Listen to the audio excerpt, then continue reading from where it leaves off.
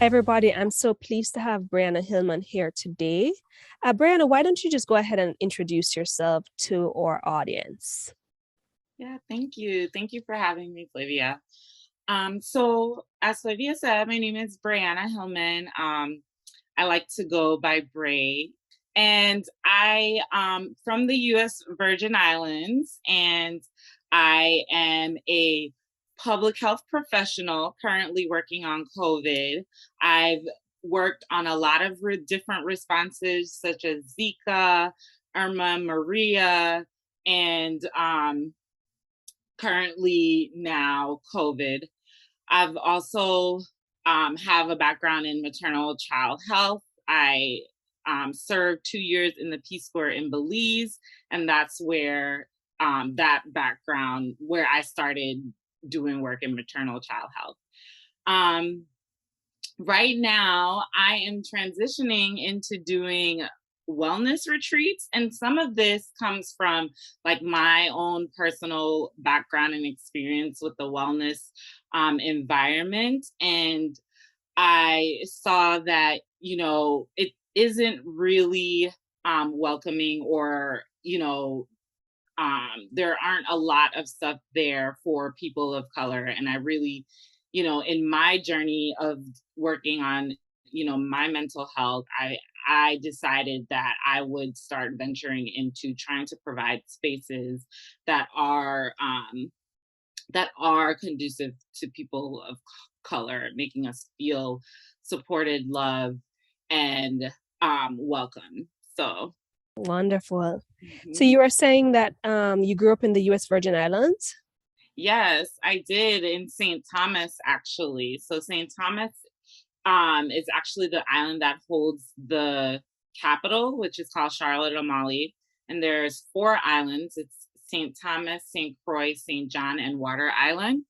I actually have family on three of the four islands, and also family in the British Virgin Islands. So I grew up around a lot of family. When you grow up in the islands, it's like a small community. You have that small community vibe. So everybody's in your business. But also everybody's looking out for one another, right? That's like really the environment that I grew up in. And that being so, my environment growing up was very structured. I so I grew up thinking it was strict, but now as an adult, I look back and it was very structured, right? And it set me up for success, right? So um there was never a moment where I wasn't engaged or active in doing something, right? I know, like in school, academically, I did really well. I was involved in sports. I played steel pan. And then I also was very active and involved in my church. So I had all this like support and these support systems that kept me grounded in my like day to day activities. It sounds like, a typical American experience, right?